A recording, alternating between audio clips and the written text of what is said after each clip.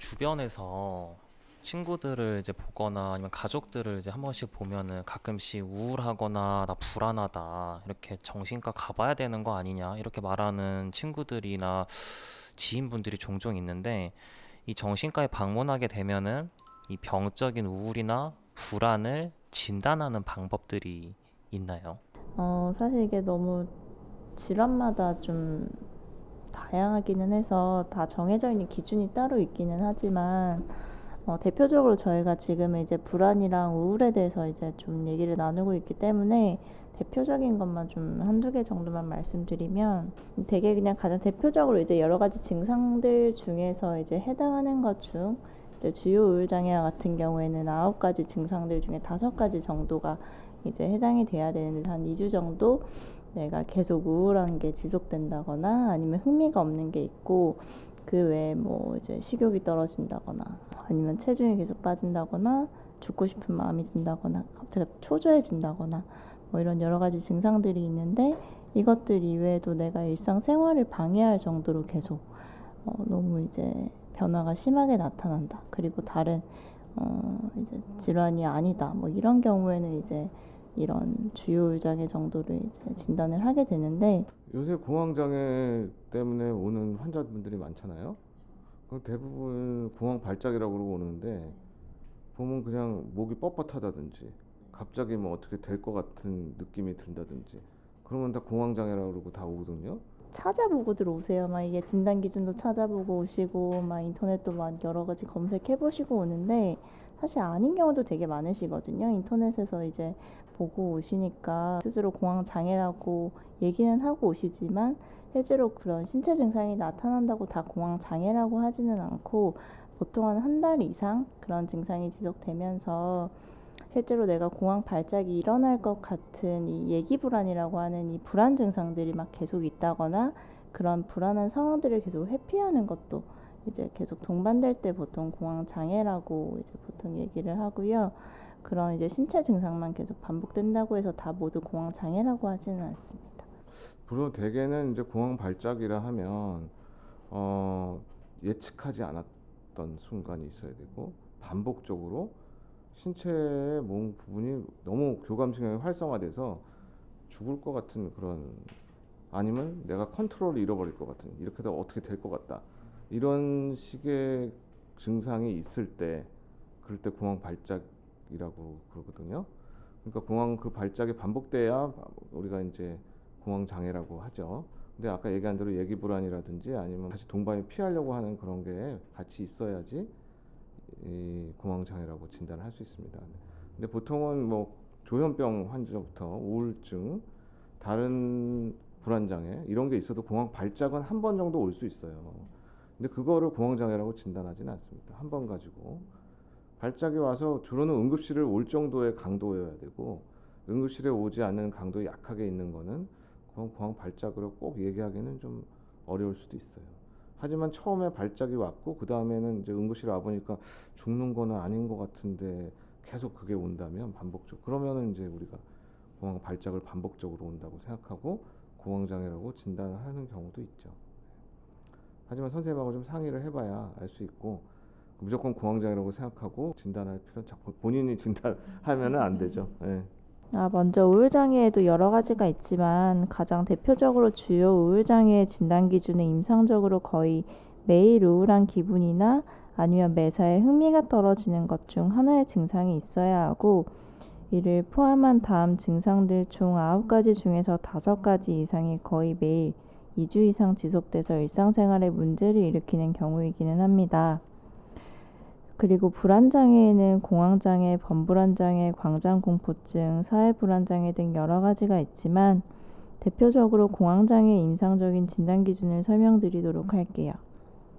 극심한 불안감이랑 함께 다양한 신체 증상들과 통제할 수 없다는 생각, 아니면 이제 죽을 것 같은 두려움과 같은 생각들의 왜곡들을 포함한 총 13개의 증상들 중 4개 이상의 증상들을 동반하는 공황 발작이 보통 1개월 이상 반복적으로 나타나면서 이게 다시 나타날까봐 불안하거나 관련된 상황을 회피하는 행동이 있는 경우를 이제 공황장애라고 할 수 있겠습니다. 네. 그 말씀해주신 공황 증상이나 우울 증상 기준이 이제 굉장히 이제 많았던 것 같은데 이런 증상들이 있으면은 병원으로 바로 오는 게 좋을지 아니면은 좀 참고 견디면은 괜찮아지는지 이 두 가지 구분하기가 저는 되게 어려웠던 것 같은데 이 부분에 대해서는 좀 의견을 좀 주실 수 있으실지 궁금합니다. 사실 공황장애를 경험하는 것은 사실 그 당사자는 정말로 이제 고통스러운 상황이실 텐데요. 공황 발작을 실제로 경험하신 분들은 되게 이제 응급실로 많이 오시긴 하시고요.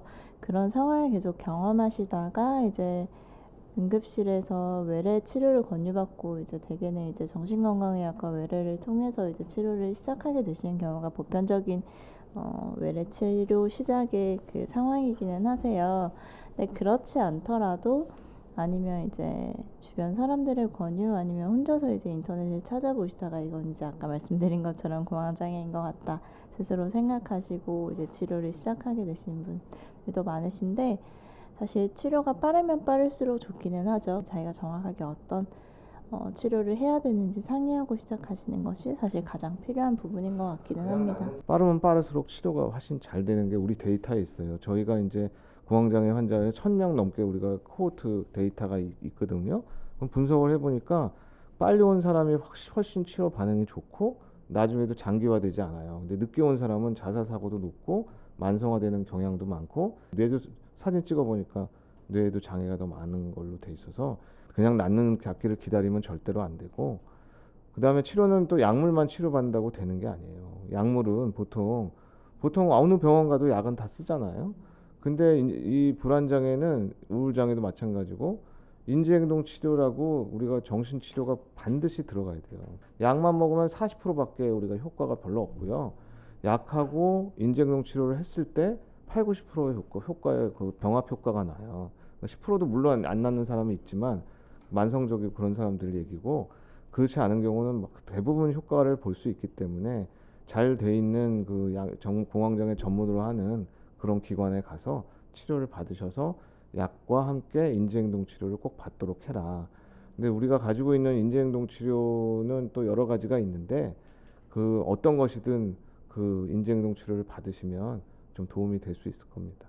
저희 병원 같은 경우도 관해율이 80에서 90% 정도 되는 우리도 더 걸까요? 잘 나오죠. 사실은 더 잘 나오는데 뭐 크게 다르지 않아요. 8, 90% 정도 나옵니다. 우리 2년 동안 우리 데이터로 이제 가지고 있어요. 2년을 우리가 그 팔로우업을 해서 추적 관찰을 해서 뇌를 찍어봤어요.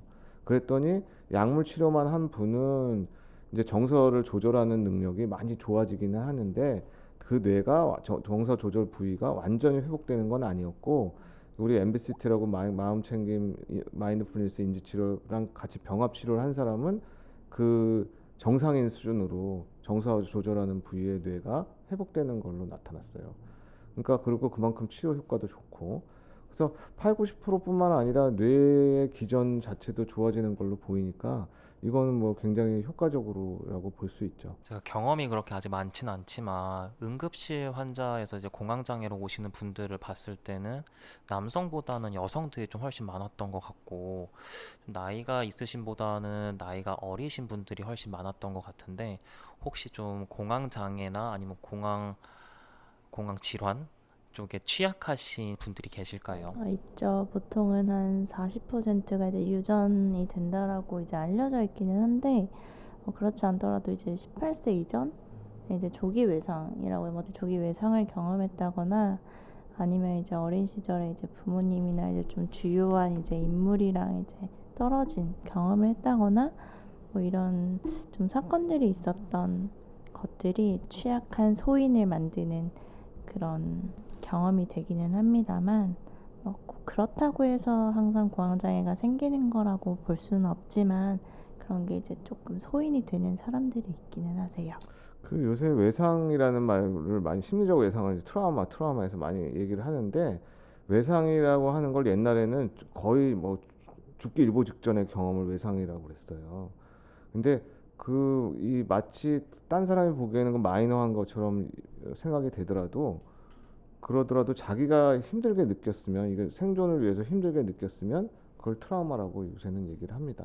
주변 사람이 너무 힘든 걸 예를 들어서 교통사고를 봤다든지 아니면 주변에 자해한 걸 봤는데 너무 놀래가지고 자기가 죽을 뻔한 그런 느낌까지 받았다든지 이런 말트리트먼트라고 그래요. 말트리트먼트, 어뷰스, 학대 뭐 이런 것뿐만 아니라 그런 말트리트먼트의 일부도 우선은 트라우마라고 보는 경향이 있고 그래서 그 트라우마를 지수로 해가지고 트라우마 점수가 높은 사람들은 정신질환에 취약하다고 그래요. 뭐 우울장애, 조현병 다 마찬가지지만 공황장애도 그 트라우마의 정도에 따라서 이 만성화나 뭐 급성화나 뭐 이런 거에 많이 영향을 미치는 걸로 연구 결과가 좀 나오고 있습니다. 말씀하신 대로 여러 가지 트라우마에 처했던 분들은 공황장애 발병률이 훨씬 이제 높다라고 말씀해 주셨고, 그다음에 아까 진단 기준에 중에서 기억나는 게 예기치 못한 불안, 그다음에 예기치 못한 상황에서 이런 공황장애가 나타난다고 했었는데, 사실 제 입장에서는 원인과 결과가 항상 있어야 되는데 아무것도 없는 상황에서 이렇게 불안하거나 공황장애가 나타난다는 게 잘 이해가 안 가더라고요. 혹시 이런 게 가능한 이유 같은 것들이 있을지 좀 궁금합니다. 공황장애이신 분들은 방금 말씀하신 것처럼 예기치 못하는 외부 상황, 외부 자극 요인에서도 많이 반응을 하지만 이 내적인 이 신체 반응들에도 굉장히 예민하신 경우가 많거든요. 그래서 이제 몸 안에서 이제 나타나는 여러 가지 신체 반응들, 속이 좀 불편하시다던가, 아니면 좀 귀에서 이상 소리가 조금 더 들린다던가, 이명 같은 것들, 뭐 이런 내부 신체 반응에도 굉장히 예민하시기 때문에 꼭 그런 상황이 아니시더라도 그런 것들이 이제 공황 발작으로 이어지는 이제 요인이 되기도 하기 때문에 그렇게 좀 설명을 드릴 수가 있을 것 같아요. 그 내부 신체 감각을 이렇게 인지하는 부위가 뇌에 여기 섬같이 생긴 부위가 있어요. 여기 템포 여기 측두엽을 이렇게 열면 그 안에 그 섬같이 생긴 부위가 있는데 그걸 우리가 이제 인슐라라고 그러죠. 섬같이 생겨서 섬엽이라고 그래요. 근데 거기가 그 공황장애 환자분들은 되게 예민해요. 거기가 별로 잘 만들어지질 않았어. 쉽게 말하면은 그 두께도 좀 얇고 그 다음에 그 생긴 거 용적도 좀 작아요.